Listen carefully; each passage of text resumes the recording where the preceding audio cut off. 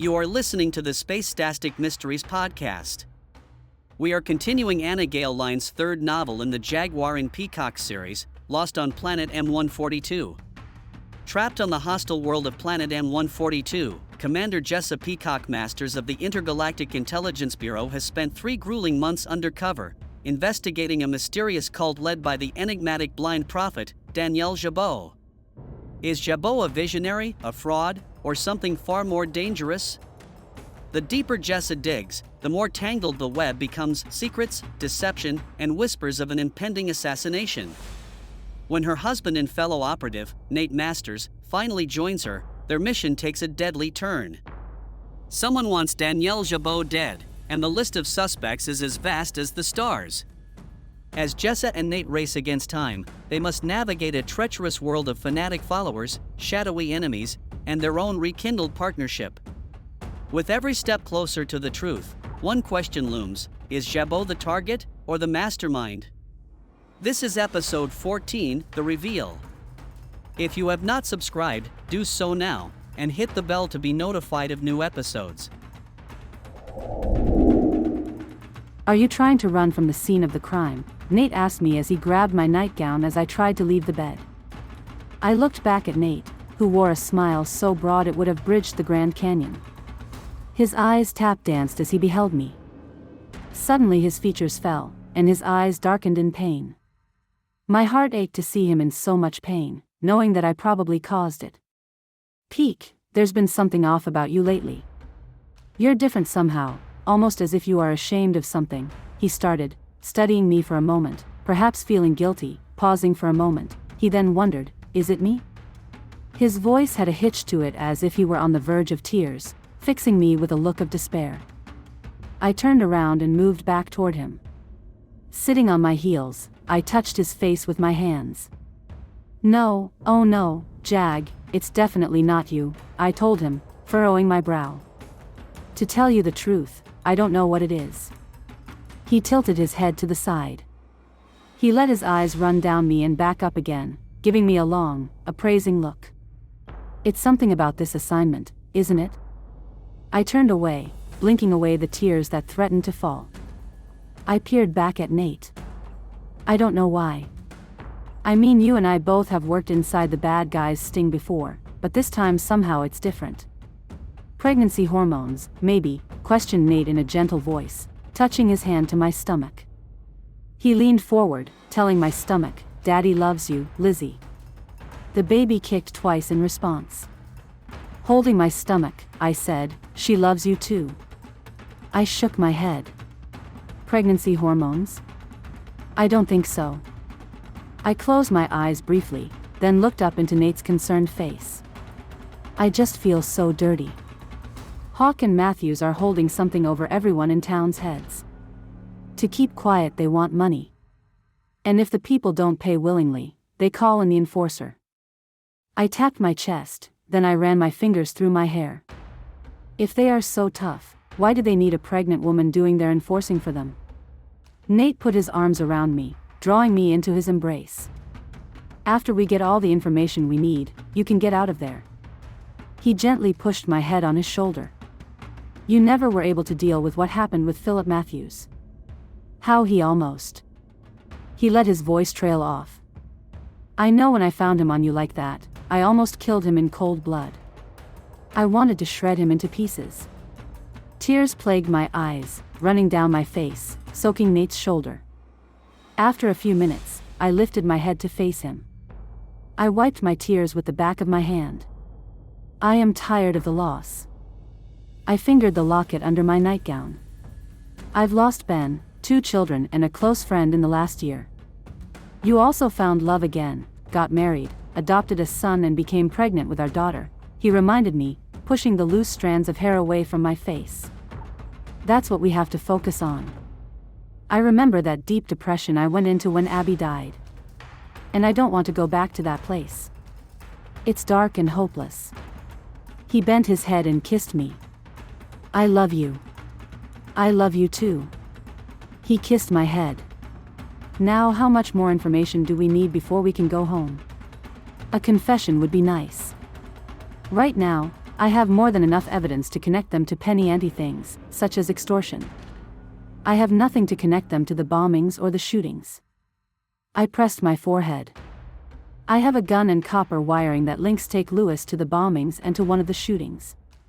Nate raised his head. I have a theory about that. I lifted my head, then positioned myself so that my back was against the headboard. I moved pillows behind me. Which is? We know the players are connected. Danielle Jabot and Philip Matthews are Take Lewis' birth parents. Nate turned around, sitting by my side. He grabbed my hand. Glancing over at me, he continued, I think that Hawk Pryor teamed up with Philip Matthews, seizing the opportunity to blackmail Danielle Jabot. He probably told her that he would expose her love child to the press. But Danny was assaulted, I protested, craning my neck to look at him. My eyebrows raised.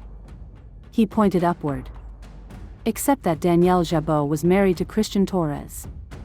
She tried to pass the baby off as his until he found out that he seemed to be searching for the right term. Other men were sharing his marital bed. Which is against everything she teaches, I surmised as the meaning of what Nate was saying sunk in. And you think what? That Hawk Pryor threatened to expose it to her followers and the press, making her assault claim appear uncredible. Exactly. How do Philip Matthews and Take Lewis fit in? I believe Hawk Pryor is blackmailing Philip Matthews as well. If he doesn't work with him, Hawk will turn him in for all the other assaults Matthews has been involved with. That leaves their supplier Take Lewis. Here's where the story gets interesting, well, sad really. Although Hawk and Patricia adopted Take after he was born, child welfare took him out of their custody 5 years later because they locked him in a bathroom for weeks at a time with no food. That's when the Lewis adopted him. That is terrible. I rested my head on his shoulder, staring straight ahead. I know that Take Lewis is not too fond of Danielle Jabot. Maybe he blames her for the abuse he had to endure. After all, if she hadn't put him up for adoption, lifting my head, but how do we prove this theory of yours? He kissed my head, maneuvering his arm around me. Let's see, we have the papers proving who Take's birth and adoptive parents are, putting up one finger. We can prove Hawk Pryor's abuse with the child welfare records, throwing up another finger. But blackmail is going to be hard to prove without their bank records and a confession, pressing my lips together with my fingers, but if we were to get them to turn on each other. That's a good idea. You are already on the inside. Nate squeezed my hand. I wish I wasn't. I sighed deeply. Suddenly, the phone rang, scaring me out of my self-pity. I reached for the receiver. Jada Williams. Jay, this is Philip. Danielle Jabot is awake and demanding to see you, and that husband of yours.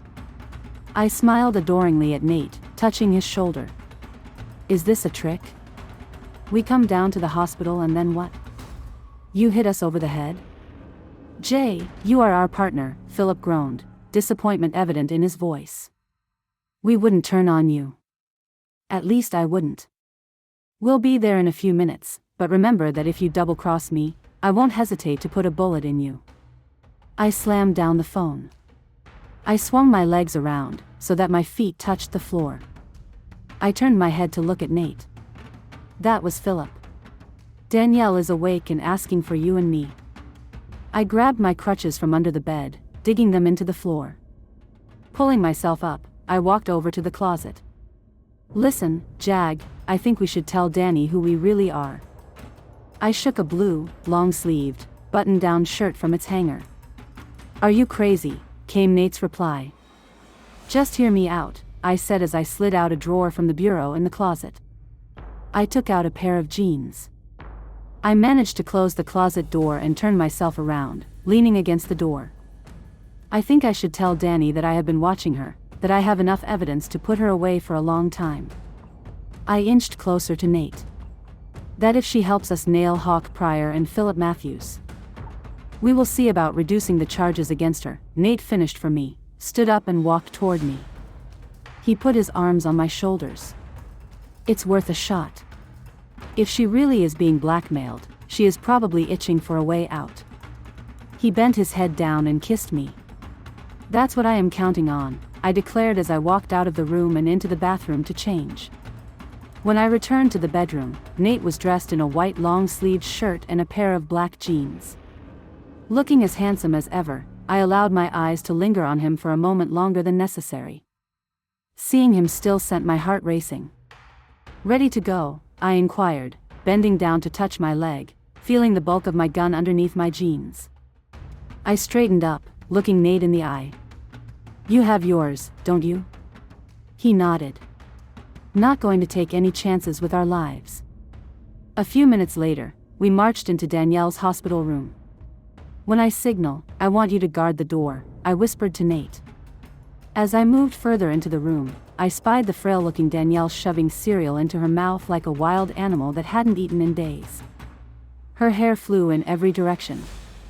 Her face marked with pillow creases and very pale. She looked as if she's aged 10 years since I last saw her. IVs fed her liquid from a bag on a stand next to her bed. Machines at her side monitored her vitals. "Jada, is that you?" Danielle turned her head toward the door. "Come, sit beside me." She patted the spot next to her on the bed. I hobbled over to Danielle's hospital bed, laid the crutches against the wall and managed to sit down where Danielle pointed. I shifted to face Danielle. "I'm here, Danny," I coaxed, putting my hands behind me to steady me. "You'll have to excuse me. I broke my ankle, so I am a little slow these days." "That's okay. I'm a bit slow these days too." Danny's frown broke into a smile. She moved her head around again as if searching for something or someone. Maybe a specific smell or sound. "Is Nate with you?" "Yes, Danielle, I am here too," Nate called from the door, shuffling toward me. He stood beside me, grabbing my hand. "Call me Danny." "My friends do," Danny insisted, feeling for my hand. When she found it, she clutched my other hand and squeezed it. "Have you found my shooter yet?" I motioned for Nate to guard the door. After Nate let go of my hand, he headed back to his post at the door. "Danny, has Hawk Pryor and Philip Matthews been blackmailing you?" Danny didn't answer. Instead, she lowered her head and licked her lips repeatedly. "I know that Hawk Pryor was blackmailing you. Probably about your son, take Lewis." "You found my son," she demanded, her face beaming. "Yes, we have. We can help you stop Hawk Pryor from blackmailing you further. I've already stopped his control. I stopped paying him." "Is that how you ended up here?" "He shot you because you wouldn't pay," prompted Nate. "If it is him that shot you, he will try again," I told her deliberately, glancing back at Nate, who nodded. "But how can you two help?" She ripped her hand from mine, folding her arms over her chest. "You two can't stop him. You are ex-cops." I swallowed hard.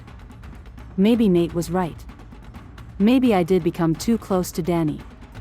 My mouth was dry just thinking about revealing my identity to her, but I kept reminding myself of all the horrible things she had done, that I had witnessed. "Actually," I confessed, thrusting my hand into my jeans pocket, producing my ID wallet, "Nate and I aren't who we said we were. We are federal agents from Earth." I placed the wallet on her leg. "This is my ID." "I don't understand," she protested, picking up the ID, flipped the wallet open and felt the badge. "I am Jessica Masters, and this is my partner Nathaniel Masters. My supervisor sent me here to investigate you. He was concerned about your religious activities. But I have the right to practice any religion I want, in any fashion I want," she hissed, an edge of impatience creeping into her voice. She threw the ID wallet at me. "That's very true. However, she was investigating rumors that your members were being brainwashed, abused, and even killed," Nate interjected, speaking slowly, trying to keep his frustration out of his voice. "Our supervisor wanted to wrap this case up, but when you were framed for the bombings, Jessa insisted that we stay and prove your innocence." "You did?" "I did," I returned, touching her hand. "But why?" She raised one eyebrow in a questioning slant. "Because I know you pretty well, and bombings are not your style." Her features fell. You were just doing your job by being my friend. She turned away. What about all the people you befriended and stabbed in the back? I wanted to shout. It's fine when the shoe's on the other foot, right? I took a deep breath, then when I was calm, I continued, listen, Philip Matthews, he attempted to assault me too. Nate and I put him away, but not long enough to keep more people from being hurt by him. What do you want from me? She moved her head in our direction. We need your help. If you cooperate with us, we'll get the charges against you reduced, I explained to her, stroking her hand with my thumb. As it stands, the charges against you are numerous and could land you behind bars for the rest of your life for the crimes you've committed on Earth's soil alone, Nate announced. Smiling, he added, Jessa is extremely thorough. You said you'd get the charges reduced, but really, how much clout can you 2-bit agents have? She snarled, curling her bottom lip. We aren't 2-bit agents. We are the best agents among Earth's intelligence community and probably the universe, I corrected Danielle. I grinned back at Nate. Our record of solving cases is next to none. I looked back at Danielle, who seemed unconvinced. If it helps, my mother is the head of the United States President's Secret Service, and the president is my godmother. After a few seconds of being stone-faced, Danielle's features softened. She put her tongue in her cheek. I'll help you in any way I can. I'll ask you again, are you being blackmailed by Hawk Pryor? She nodded. Her eyes and face darkened in pain. He told me that if I didn't pay him, he would expose my baby and my indiscretions with some of my male followers. What about Philip Matthews, your doctor? Is he blackmailing you too? Nate inquired, leaning against the door, resting his foot on it. No, answered Danny. She snapped her fingers repeatedly. But I do remember Hawk Pryor mentioning this guy he met in prison, a rapist, I believe. Do you think it could be Philip Matthews? That's my guess. I glanced over at Nate, who raised his eyebrows. I turned back to Danny. Do you know Saber March?